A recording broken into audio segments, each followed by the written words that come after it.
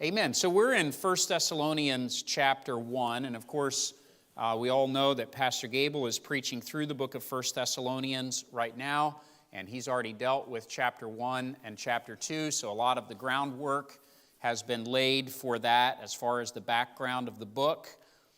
I was captivated by a statement in 1 Thessalonians chapter 1, verses 9 and 10, and then what I believe builds on that throughout chapter 2. And this morning we're going to look at that statement in 1 Thessalonians chapter 1, verse number 9. And I want you to especially notice the phrase, the manner of entering in. But let's read both of those verses. 1 Thessalonians 1, verse 9 says, "For they themselves show of us what manner of entering in we had unto you, and how ye turned to God from idols to serve the living and true God, and to wait for his Son from heaven, whom he raised from the dead, even Jesus, which delivered us from the wrath to come." Now, the story of the founding of the church at Thessalonica is a remarkable story. In our Bibles, in the book of Acts, chapter 17, it's detailed in about 10 verses. The first 10 verses of that chapter details how Paul came to Thessalonica preaching the gospel, how he started preaching the gospel in the synagogue as he typically did. And of course, the synagogue would have been populated by people who believed in the Old Testament God, who were adherents to the Old Testament scriptures and who were looking for the Messiah. And so when Paul came preaching the Messiah, they understood that Jesus Christ is the one that they were waiting for, and a number of them were saved. Clearly, not just Jewish people were saved, because in the verses that we just read, it details that there were some in Thessalonica who heard the gospel who were idolaters. So they were from more of the pagan culture. They were worshiping false gods. They would not have been in the synagogue. These were other people who were inhabitants of Thessalonica who heard the gospel, and God did a tremendous work in their life, and their lives were transformed. And it is a remarkable story. In the short period of time that the Apostle Paul was there, a vibrant and powerful New Testament church was established. Their testimony, by the time Paul is writing this letter to them, has gone all through the world, and people have heard about what God has done in their lives. But there's a phrase that I asked you to look at there in verse 9 that really caught my attention. Because Paul said, as their testimony went around, and the idea is now he's hearing from other people about what happened in Thessalonica. So people have heard about Thessalonica and they're relating it to him. And he said, "They themselves show of us what manner of entering in we had unto you." And I want to ask the question this morning, what does it mean to enter in? And why is this important for us as believers to look for opportunities to enter in? And as we think about this idea of entering in, and then over the next several weeks, we're going to be looking at the manner of entering in that is revealed in chapter 2, some very specific aspects that Paul highlighted, which were features of their ministry there in Thessalonica, and I believe are so helpful to us as we contemplate as believers, how do I enter in? So, what does it mean, first of all, to enter in? What is the point of entering in? The word that is used here in verse number 9 speaks of a place or a way leading into a place. We would maybe think of a door. And over here we have a door, and if you open that door and enter in, you would be passing from the auditorium into the back hallway that goes here behind the auditorium. That door is the way by which you would enter in. And Paul is very specifically speaking about this way that leads into a place. What is the place that we want to enter into? The place is their lives. We want to enter into people's lives. We want to have access to them as persons, as individuals. The idea is we want them to open their heart to us. We want to be able to have clear and real communication with them. And so when it speaks about entering in, it's the idea of going from one place into another. Like right now, you could probably think of some people that you maybe rub shoulders with, you have casual contact with, but you don't really have entrance into their life. It can happen even that family members will close themselves off and we no longer have an entrance into their life. Or co-workers will be reserved, and we speak of it this way: they put up a wall. And the idea is they don't necessarily want us to enter into their life, to know who they are, or a phrase that we use in English sometimes, what makes them tick. So people aren't always forthcoming about these sorts of things. When we're going to enter in, it means that we are trying to enter into the lives of people who are unsaved. We're trying to make a connection with them in order to introduce them to Jesus. We want to have access to their life. Now, in order to enter in, this is going to imply a few things. First of all, we're going to need to go to some other places where the gospel needs to be preached. So there may be some places that we will identify where the gospel is not familiar. Maybe these will be other countries, but these can also be communities within our own community. Have you noticed how sometimes people who are alike from a similar culture will get together and they'll stay with people that are like themselves, and then they don't have much contact with people who are different from them. So there's lots of people around us who are different than us, and we're going to need to go to some places, perhaps, that are different to reach people who are different than us. If we only ever enter into the lives of people who are exactly like us, then we are going to miss the command to preach the gospel to every creature. Now, not all of us live in neighborhoods, but go with me in the illustration. If you think about your neighborhood where you live, it's very likely that in your neighborhood, the area of houses right around your house, it's very likely that there are a number of people who are from different cultures and backgrounds than what you are. They have a different worldview and a different perspective. They might be unusual enough that you are not too confident speaking to them. Maybe you've never even greeted them. Perhaps you've only ever waved or nodded hello. But there may be some people right there in your neighborhood that are from a different background than you, and in order to enter into their life, you're going to have to maybe be a little creative. You're going to have to think about, how do I gain access to this person's life? Entering in means to gain an entrance for the gospel so that the gospel will be considered and not dismissed. So it's more than just trying to, we could go and knock on their door, wait for them to open the door, and stick our foot in the door. And then say, I'm going to talk to you. I'm going to tell you some things. But though we might have got our foot in the door, we probably didn't actually get our foot in the door, if you know what I mean. We probably just irritated them. It's doubtful that they're even listening to us to be able to consider the things that we say. So we want to consider our approach, and we want to employ approaches that will cause people to be open to considering the gospel. In other words, we want to have genuine conversation with people if we can. And these are things that we're going to talk about later on in this series. How do you have a spiritual conversation?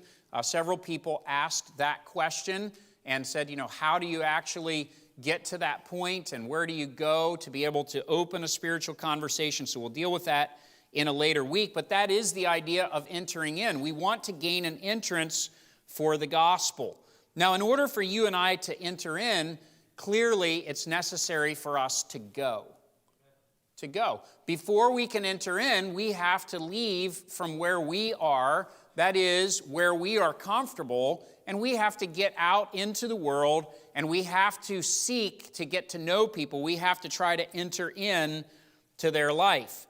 God never commanded the lost to come and enter into where we are, in the sense that if you want to hear the gospel, come to church. It'll be preached on Sunday, and then you can find out. No, the command is actually to us as believers to take the gospel and to go to where they are and to enter into their lives and share the word of God with them. Now, we're always delighted when we have guests in our services, and we're always thankful for opportunities to preach the gospel to people who come here to be with us. But the vast majority of people in this community are not going to first come to this building to hear the gospel preached. It's going to require us going and entering into their life. So we need to try to find ways, and that's what we're going to be doing over the next few weeks, is thinking creatively about how to enter into people's lives. How do I find ways to connect with people, to enter in, and to make that connection with them? I would say first to make the human connection with them, and then to make a spiritual connection with them. And sometimes those two things can go together at the same time. A lot of times in our mind we think, well, it's going to take a long, long time before I can get to spiritual things. I disagree with that. I think the spiritual things will come up a lot faster than you think they will come up. But there is a necessity for us to learn even just what we would call basic people skills as far as entering into people's lives. What is the priority of entering in? Well, we know from the life of the Apostle Paul, this was something that Paul did in every city he ever went to. Even when he was in Athens, and in Athens he was fleeing from persecution and was just out ahead of his persecutors. He wasn't even planning on staying in Athens. It was not his plan to establish a church there or to base out of there. He was just there waiting for some co-workers to join him so that he could go on to the next place. But even while he was in Athens, the scripture says that his heart was moved within him when he saw the city wholly given to idolatry. He couldn't help himself, and he began looking around and finding ways to gain access to people's lives so that he could share with them the hope that is in the gospel of Jesus Christ. It was a priority for Paul, and it ought to be a priority for us to be able to enter in to people's lives. You and I should be looking and learning about how to enter in to people's lives. Now, you'll notice in the text there's also some pain that's involved in entering in. And when he talks about this manner of entering in, this is in the background. It's all through the book of 1 Thessalonians what it cost him to enter into the lives of these people. There was a real world cost to the Apostle Paul. He had to give of himself. There was some sacrifice that was involved. And in a future lesson, we'll look at some of that sacrifice and what was involved in him entering into their lives. But one of the things that he experienced was persecution. So as he was trying to enter in, some people allowed him entrance. Other people were offended and began to persecute. And eventually, Paul had to leave the city of Thessalonica because of the negative response by some to the gospel. But before that happened, even while he was encountering this pain, there were some who received the gospel and their lives were changed. Now, consider also the idea that's seen here in this phrase, the manner of entering in. And then notice the next phrase, we had unto you. And this is the personal nature of entering in. So I was thinking about this, meditating on this. Some folks, just think about how you get into your house. Some people are front door kind of people. When you pull in your driveway, you get out of your car, you go up the front walk, you go in the front door. Maybe you think, I paid a lot of money for this front door. The front door is nice, it's fancy. That's where I go in, that's what I like, that's how I want to go in my house. And some of you are sitting here thinking, man, we never go in our front door. Some of you may live in a house where the front door, the front room of your house is laid out in such a way that you have a couch or a piece of furniture in front of the front door so that you can fit your furniture into the front room. And for you, you go in the side door of your house. And maybe there's a side entrance, and that's the one that you always use. Or maybe you're a back door kind of a person. You use the back porch, and maybe it's because of where you park, and it'd be for you, you'd have to walk all the way around the front of the house to get in. Or maybe you're a garage door kind of a person, and you need to go in through the garage door because your garage is actually organized enough that you can park your car in there. And if you're one of those people, you ought to be proud of yourself, because most folks who have garages do not use them for the purpose of parking their car. But you park in your garage, and it wouldn't make any sense for you to park in your garage, then walk out to the front door and go in through the front door of your house. So naturally you go, are you following with me? You all have a different way of entering your house. Maybe some of you go in through the basement door or some other creative means of getting into your house. Probably at some point or another you've had to enter your house through a window because you locked your keys inside and had to find a way to get into the house. That's what we call creative entrance. What I'm stressing, though, is that just as each of us has a way that suits us personally for getting into our house, so every person that we encounter must be approached as an individual, as a person. They are unique. They're not going to be exactly like you. And in order for you to be able to enter into their life, to gain their trust, to gain a hearing for the gospel, you're going to have to learn to understand them. You're going to have to learn what it is that is important to them. What is their worldview? Something that we'll talk about as we go through. How do they see the world? How are they looking at the events that are taking place in the world? Now, you might have a particular perspective of the world, but understand that your neighbor 2 doors down might see things completely different. You might think, well, I know what the problem is in this country, and you can rattle off a list. And if you rattled off that list, your neighbor 2 doors down would say, I disagree with you completely. And they would give you an opposite list for everything that you said. Now, at the risk of offending others, we can take some of those things about our worldview and be very vocal about them and then not have the opportunity to enter into their life. So we want to be careful about some of the things that we are expressing and our perspective, although clearly as believers we have a worldview and we have a perspective, and that affects the way that we see things. But if we're going to enter into people's lives, we're going to need to approach them in a unique way, because every person that we meet is a unique individual. That it's going to require us to get to understand them and know them. And what I mean to stress here is that personal attention in evangelism is required. I think in our minds, many times we have this idea that mass evangelism is the very best way to reach people. Let's rent a stadium and let's invite lots and lots of people to come, and let's preach a gospel message and hope that thousands and thousands of people get saved. And that sounds nice, and we will admit that in the past, there have been people who have been saved at mass evangelism type of events. Maybe you got saved at an event like that. But in order for a person to get any farther in their Christian life, they're going to need some personal attention.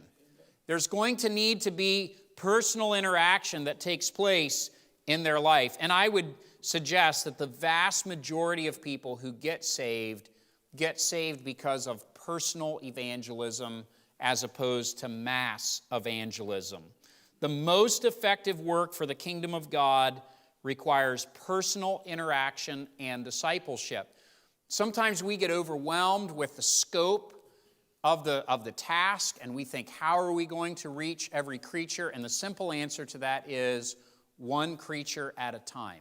And so we can't become so overwhelmed by the task that we put aside the personal aspect of discipleship and evangelism and adopt only mass evangelism type things. And so, to give you an example, we do a lot of what you would probably classify as mass evangelism here in our church ministry. For instance, we have a weekly television program. I think most of you are aware of this at 10:30 in the morning on Channel 69.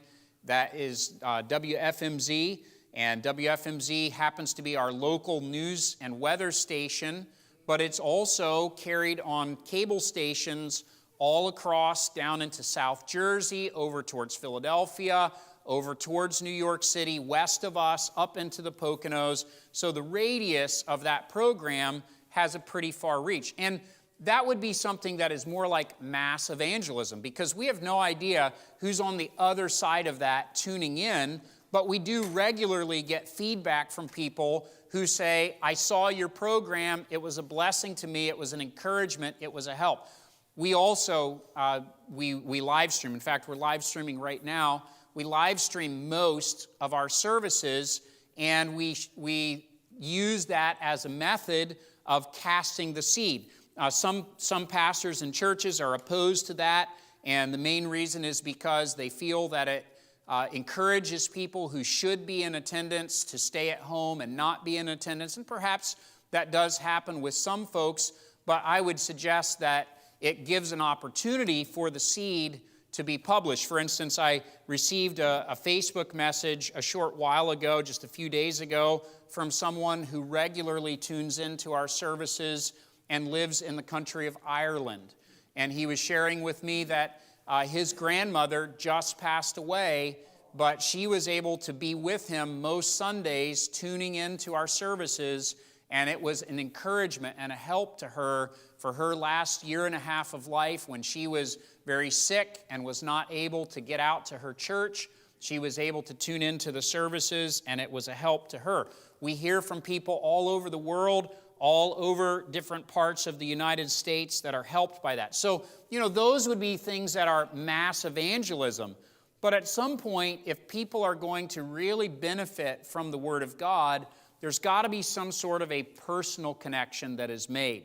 There's got to be something, a connection that is established. There's a man who recently started writing to me, and I owe him a letter. He is in a correctional facility.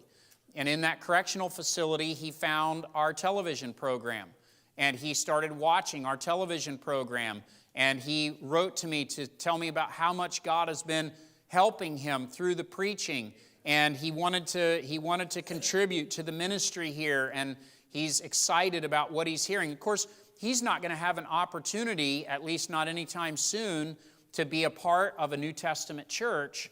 But he can benefit from that teaching and that preaching. But now there's an opportunity, since we've heard from him, to make a personal connection, and at least through writing, make some sort of an inroads into his life and minister to him. That's what I mean by the personal nature of entering in. So and in a moment we're going to talk about a method that is typically more of a mass evangelism approach, but even when we're involved in mass evangelism, we're looking for personal connections so that we can really enter into people's lives and minister to them.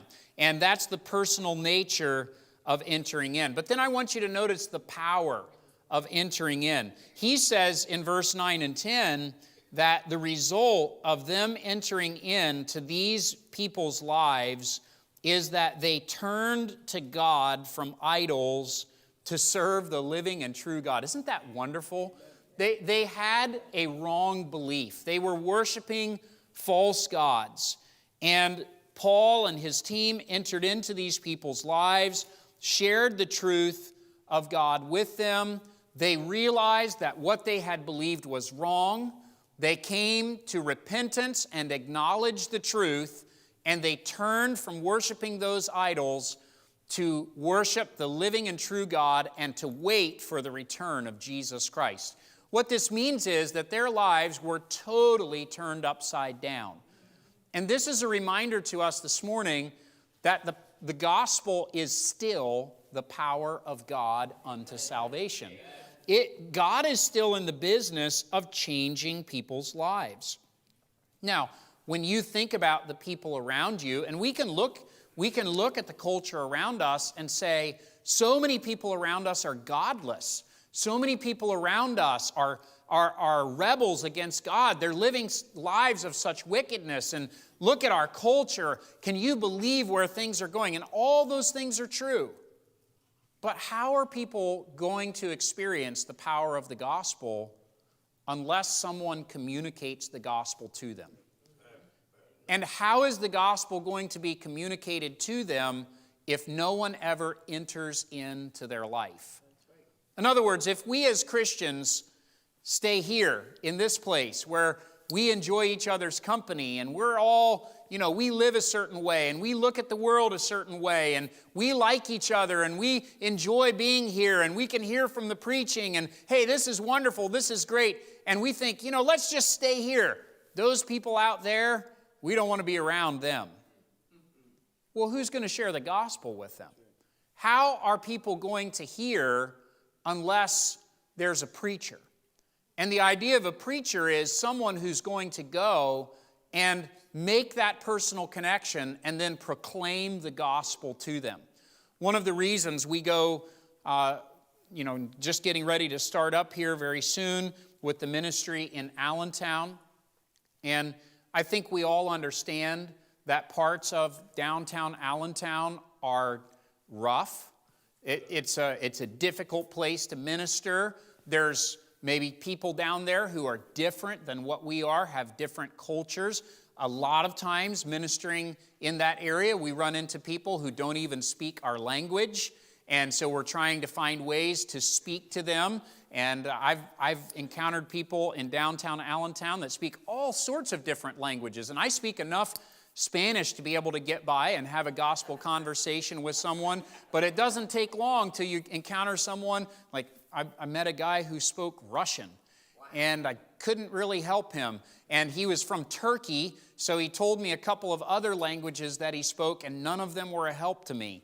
And so I was trying to figure out, how am I going to communicate to this guy? As we minister, we say, well, they're different than us, and they speak different language, and what is the point of going down there? The point is, how are they going to hear unless we go and share the gospel?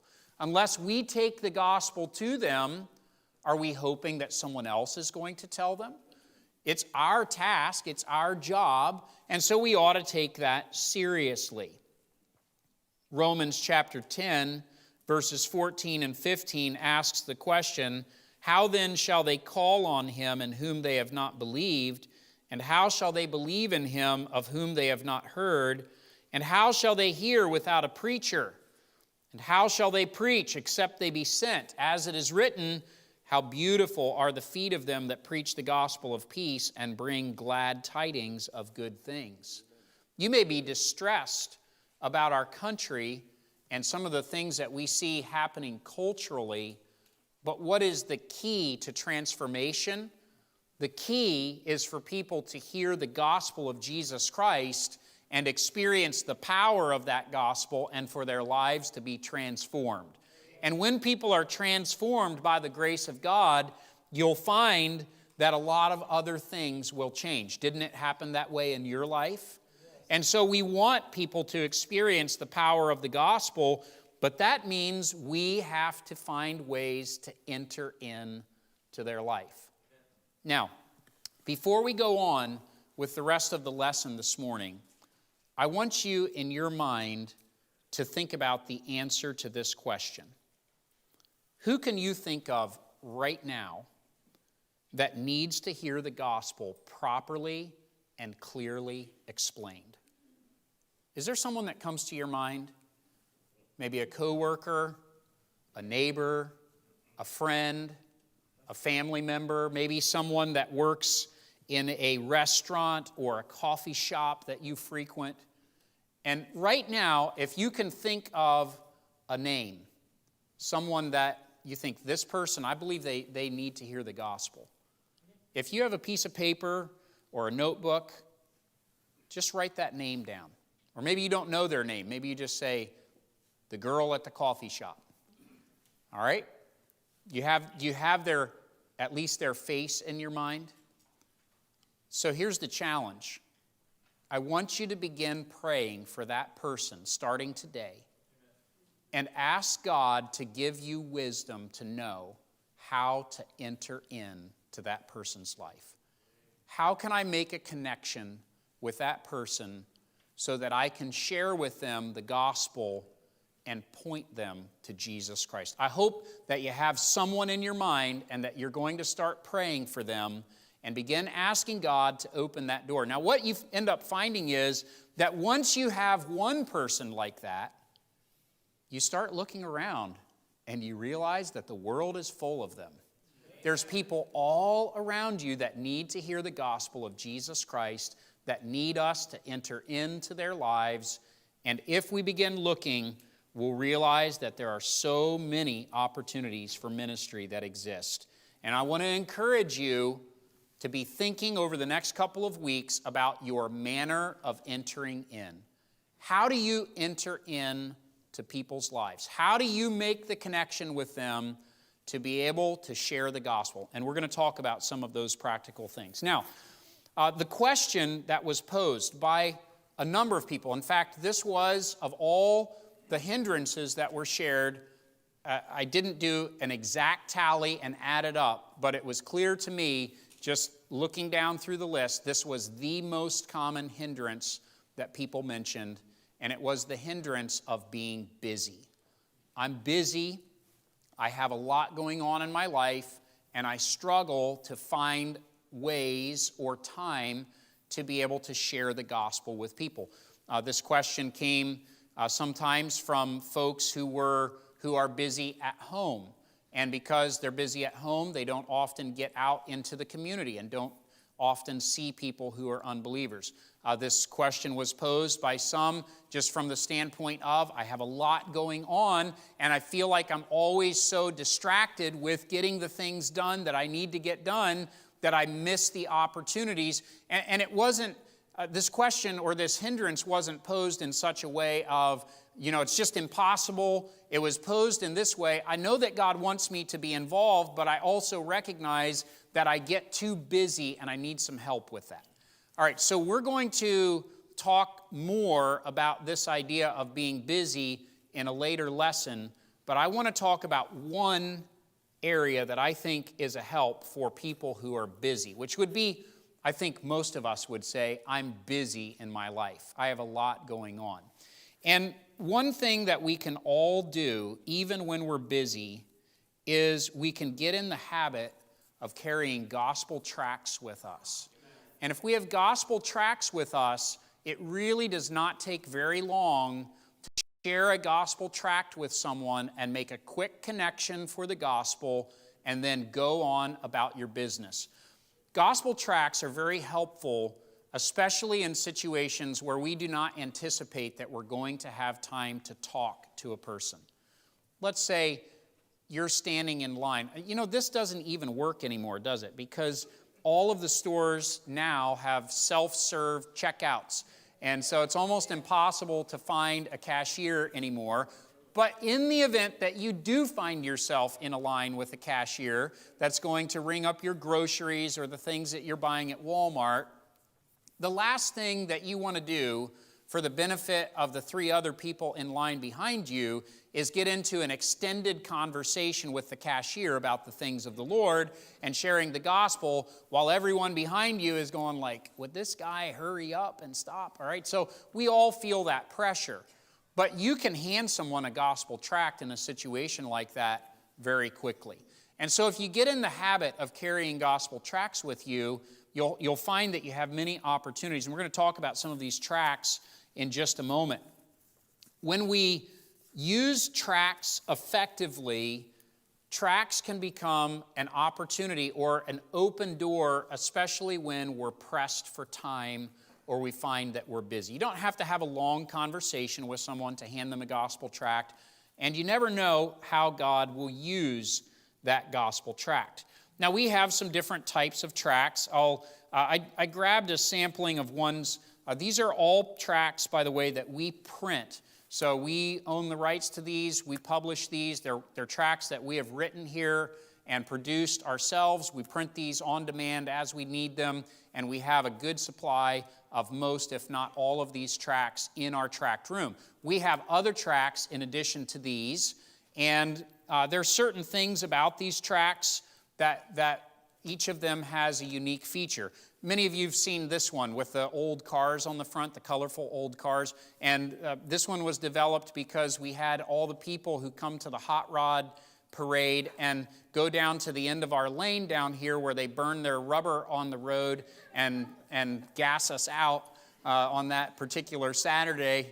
We usually leave the property because you can't breathe even in your house, all right? So Brother Fetterman was thinking about all the people who park in our parking lot and walk down there to watch that, and he said we should have a tract for that. And so he wrote this tract which asks the question, where will these cars be in 100 years? And it's got some cool cars on it, which is nice, but then it asks the question, these cars in 100 years, it's unlikely they're going to be around, but where will you be in 100 years? And causes them to think about spiritual things. So, during car season, that sort of thing, this is an easy tract to give away, especially to older men. Older men have a thing with older cars because I think it's nostalgia. And so it's easy to hand this. And a lot of times I've handed this to guys and they say, oh, I had that one. And so it's a great open door. And it's small. It's easy to carry in your pocket. This one is more of a thorough presentation. This is not a graphics-heavy tract. This one is titled The New Birth, and it talks about what it means to be born again. So this is one, maybe you've got someone that you've been talking to that's really thinking about spiritual things, and they're wondering, what's the difference between being religious and being born again?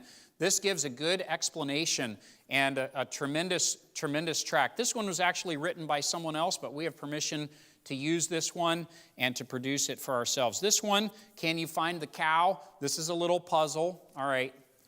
So you all know where to find the cow, right? Before you hand this one out, you better figure out where the cow is, because you're going to hand this to people and they're going to come back and they're going to be like, I can't see it anywhere. All right, so the trick is with the cow tract, you turn it this way, and then you probably can't see it from where you're at, but the key is the eyes and the ears, and the cow is facing you right here. Here's his nose, her nose, ear, eye, ear, body going this way, all right? So you can puzzle over it. Once you see it, then you can hand it out. And you say, what is the point of a tract like that? Well, for one, it gets people's attention and they go looking for the cow, but it's also based on the premise that not everything is the way that it appears. And many people have wrong ideas about what salvation is, and there's a great gospel presentation in there. This tract is really good to hand out to people who love baseball, and we're coming up on baseball season. This is Mickey Mantle, and Mickey Mantle made this statement, God gave me everything and I blew it. For the kids out there, don't be like me, I'm no role model. I love taking this tract to New York City and around Yankee Stadium. You can hand these out like candy all day. Everybody wants a picture of Mickey Mantle. But there's a tremendous message in this tract, because Mickey Mantle came towards the end of his life and realized that he had really made some wrong assessments. He messed up on some things. There's a gospel message in that. Of course, this one you're familiar with. Are you a good person? And this one's really easy to give out because take the test. You can just ask people, have you taken the test? How'd you do on the test? And they say, what test? What are you talking about? Here, it's the good person test. See how you do? Oh, I'm a good person. I always say, it's harder than you think it is. So read it and see what you think. But most people find that they think they're going to pass, but it's a lot harder than they thought it was going to be, or something like that, and you can leave that with someone. This is a very effective tract, and of course presents the gospel clearly using the law to present the need. When is your birthday? What is the need of being born again? This is a tract that my dad wrote about the need of the new birth. It's not enough to be religious. It's not enough to say I was baptized, I read my Bible, I go to church. You need to be born again, and that's the premise of this tract. It's easy to hand this one out as well. This one is really good for young people. Especially young men really like this one. Are you a superhero? It looks kind of like a comic. And the question, are you a superhero? And on the inside, it's got these cool graphics that Brother Fetterman did. I wrote this tract some time ago. And the question is, do you think you're a superhero? Which a lot of people deep down inside kind of do think that they're superheroes. But it just takes them through the law and reveals that actually all of us have a really serious problem that we can't solve for ourselves. But there is a superhero, a real superhero who has solved this problem for us, and that's Jesus Christ, who died, was buried, and rose again. I really like this tract that Brother Fetterman, I think, developed this just a couple of years ago. And this one is so easy to give out to people because the question is, are you longing for peace inside? This is a very simple tract. There's not a lot in this as far as, a lot of verses or a lot of content. It's very simple, and it's just asking people, are you looking for peace? Is your life empty? Are you in need of rest? And where are you going to look for the hope and the peace, the life and the rest that you need? It's found in Jesus. More answers or more information can be found here. And it just points them then to our Bible studies that we offer online, through the mail, etc. And that one is very easy to give out, easy to read. Some of the tracts, if you hand somebody a tract like this one, the New Birth, and you say, I want the tract with the most information. Well, you've got to weigh out the person that you're giving it to. Are they going to read it? Are they actually going to sit and absorb that much information? Or do you want to give them a shorter tract? And some people say, well, if I'm going to give out a tract, I want to make sure that it has the whole gospel message in it. That's not always productive for every person. Sometimes you're using a tract to generate some interest and some curiosity, to open a conversation, to get them thinking. Especially if this is someone that you're going to see again, this can be really helpful. Okay, so those are some examples. This is another one that we use. This is a larger one, so it's a little harder to carry, but this is one that introduces our Bible study and gives people an example of what it would be like to go through our Bible study, some of the questions that would be answered. And we like to hand this one out on outreach because, as we're talking to people, we're offering them the Bible study. Here's a little short Bible study, and this is an example of what we would want to teach you if we sit down and go through the Bible study. Brother Anger last week taught about your personal testimony tract. That's another one that's very easy to give out because it's your story. So some of these tracts, if you tried to hand them to somebody, people would say, nah, I don't want it. I'm not interested. I'm not going to read it. I'm just going to throw it away, that sort of a thing. If it's your story, you can say to them, can I share with you something about what God has done in my life? This is my story, and I want to tell you about what God has done for me. Most people will take that, and most people will read that because they'll find that to be encouraging and helpful. So there's all different types of tracts. We have other tracts that are out in the foyer. Over on this side of the foyer, we have Spanish language tracts. We have tracts that are available that are more like cartoon tracts. Chick tracts kind of made those popular, and we have some of those titles. There's tracts that are according to certain themes. I think there's a couple out there about sickness. Why is all this hardship going on in the world? There's sports themes, disaster themes. We've got some around here about different things that have happened in recent history that were disasters, and how does that point us to the gospel? So, the trick is, first of all, most of us have probably forgotten about the wide variety of tracts that we have available for you to hand out. So you might just want to refresh your memory. But then second of all, find a way to keep those tracts near you. One of the things that I've found to be helpful, and I use this in my cars, I find those, they're kind of going out of style now, but if you can find them, those coupon organizers, They're usually like a plastic, and they have these pockets in them. And most of our tracts fit neatly into those pockets, and there's a number of pockets, and then the flap folds over and has like an elastic thing that goes around it. So I like to keep one of those in my cars with a variety of different tracts, foreign language tracts, as well as different titles of tracts, and I just keep that in the door of my car so that if I get in a conversation with someone and I don't always have a pocket that I can carry a tract in. You know, if I'm just wearing jeans and a t-shirt out working, it's kind of hard to stick a tract in your pocket, especially if you're sweating, and then you're going to pull this thing out and try to hand it to somebody, and it's kind of gross. So it's nice to have those tracts neatly organized. That works really well.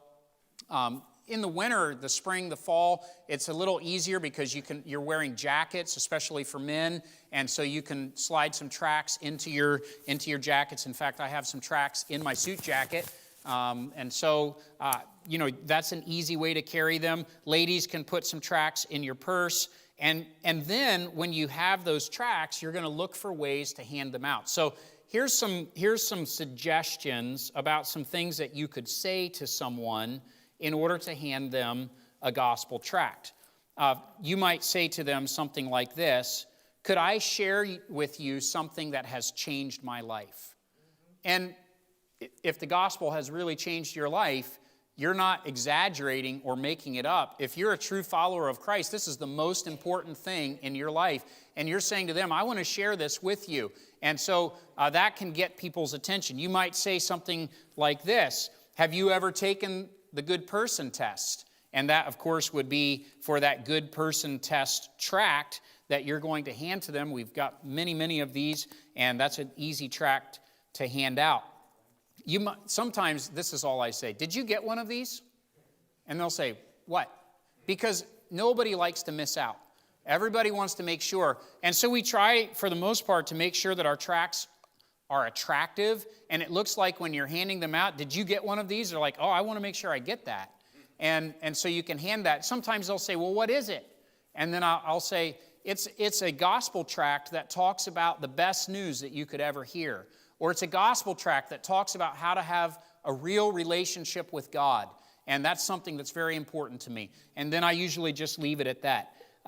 It's good when you're handing out tracts to greet the person first and look them in the eye. Try to make a personal connection with them. It's hard, when you're handing out tracts, and I've done this many times where I'm standing in an area and there's masses of people coming by, and I'm trying to hand out tracts as fast as I can. Have done that in many parts of the world, in many cities, and there are ways to do that. But what I found is that if I don't get eye contact with the person, they're not going to take the tract.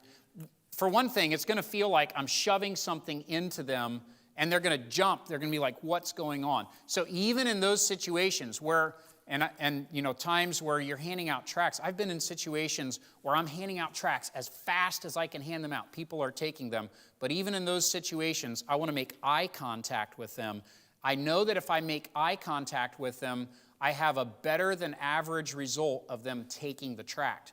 The same is true in more personal encounters where you're talking to somebody. If you can greet them, hey, how you doing today? Boy, the weather is really nice, isn't it? Hey, listen, can I leave something with you to read when you get a chance? One thing that I like to say when people are clearly working and they're going to say, I don't have time, I'm on the job right now. Sometimes I'll say to them, could I leave something with you to read when you get on break a little bit later? You might find it to be interesting, and most of the time they'll take that, all right? So those are some ways that you can hand those tracts out. What are some practical uses of tracts? Well, you can hand them to people in stores who help you. So when you go in Walmart and you actually find somebody that works there, to ask them where something is, while they're pulling out their smartphone to look it up on the website and tell you where it is, that's just a little bit of a joke, but I think we all understand. I always think, I could have done that. I came to you because I thought you actually knew where it was in the store. While they're doing that, you can have a tract in your hand and say, hey, thanks so much for your help. Can I give you something to read when you get a chance, when you sit down a little bit later and you're on your break? Maybe you'd like to read this. So that would be a good way to use it. You can, when you have a conversation with someone, you can hand them a gospel tract at the end of the conversation or as part of the conversation. You can share that with them. You can leave tracts in public areas. Now, you have to be discreet and wise about this. Not all places like for you to leave things laying around. Some places regard this as littering, but there are a lot of places where people will come across tracts and will pick them up. And so that can be a way to hand out tracts. You can stand on a busy street and hand them out. You can find a place where where there's foot traffic, where people are walking, and you can stand there for a few minutes and have a stack of tracts and just hand some tracts out to folks. You'd be surprised how people will receive those. What are some reasons for us to use tracts? Well, I'd say one of the main reasons is when we have limited time. And that's why I'm addressing this with this hindrance. I'm too busy. It literally takes 5 seconds to hand a gospel tract to someone. None of us are too busy to hand a gospel tract to someone. You say, well, I don't really go out that much. Well, I would assume you go out at least some. At least sometime you're outside of your house and you would have some opportunities. Now, I don't deny that you'll have to plan and prepare ahead of time, and I don't deny that it can be nerve-wracking to hand a tract to someone. But this is usually a first or preliminary step to entering into people's lives and getting past some of the nerves, some of the fear that we encounter in sharing the gospel. So when you have limited time, you can share a tract with someone. If you have someone who's unwilling to talk, a lot of times on outreach, someone says, hey, listen, I'm really busy. I don't have time to talk right now. I'll say to them, hey, could I just leave something with you to look over when you have a few minutes? And if you have any questions, we'd be glad to help you with those questions. Our contact information is on there, but we hope this will be a blessing to you. Most times people will say, okay, sure, I'll take that. Maybe you get in a conversation with someone, you're traveling, some of you travel for work, and sometimes you'll get in conversations on the airplane or something like that, or in a restaurant with a waitress, and you get to know them a little bit. You can leave something with them. I will say this, please do not ever leave one of our tracts to a waitress if you do not tip that waitress or that waiter in a generous way. Amen. Please do not leave the tract as the tip. Say, this is the best news you'll ever hear. It's better than any $20 bill. They're not going to feel that way about it, and they're going to be really offended. So if you want to do that, use some generic tract or a tract with some other church's name on it, but not ours, all right? We would appreciate if you do that. You can also use tracts, and we use them a lot in this way. We call it sowing down an area. So we're going to go into a neighborhood, and we're going to talk about our GROW program tonight. We do this with our GROW program. We're going to go into a neighborhood, and we're going to put out hundreds of tracts all at one time. We're going to come back the next week, and we're going to put out hundreds of tracts on everybody's door. And we're going to pray and ask God to help those tracts get to the people who would be interested in them. And then we're going to come back and knock on their doors and try to talk to them. So sometimes we'll go sow down an area. Our teens are doing this right now in Florida, in Homestead. They're handing out thousands of tracts. Yesterday they were working, if you saw the report, the teens were working on the street. So they had big banners set up, and they were at intersections. And when the traffic stopped, the light turned red. The girls had the banners with the gospel message on it, something to get people's attention. They're waving at folks. And the guys have Gospels of John and Romans and tracts, and they're going down the row of cars offering gospel literature to anybody who rolls their window down, and they got out hundreds of tracts. You say, what is the good in that? Well, the good in that is you never know where those things are going to end up and how God is going to use it. Charles Spurgeon in the 1800s said, when preaching and private talk are not available, you need to have a tract ready. Get good, striking tracts or none at all. But a touching gospel tract may be the seed of eternal life. Therefore, do not go out without tracts. That's good advice from someone long ago. And so you and I can use tracts. Sometimes tracts can get into a home where we can't. Tracts never get into arguments. Tracts will be there when people start seeking the Lord. It's amazing how often I've heard somebody say, I got this tract and I wasn't interested in it at the time, but it was religious and I didn't want to throw it away. I felt like God would be mad at me, so I stuck it in a drawer. And later they went through some hard times and they were seeking the Lord and they thought, you know what? I have something in the drawer. I'm going to go look that up. And then they start reading that message. So you never know where that tract is going to end up or what God is going to do with it or how God is going to use it. So here's the challenge this week. None of us are too busy to hand out some tracts. Will you take the challenge? Pick up a couple of tracts. Take them with you this week and ask God before you hand them out, I want to see these tracts get into people's hands and be used of you. Prayerfully, look for an opportunity to hand a couple of gospel tracts out. You take what you believe you can use. Out in the foyer, there's a small table with a selection of some of these tracts on it. Take a couple with you. I mean, don't take the whole pile. If you need a whole pile and you really want to give out a whole pile, come see us and we'll get you some of those. But leave those on the table. Take a couple. Spanish language down this end. Small table right there with some other gospel tracts. And look for opportunities this week to share the gospel with people.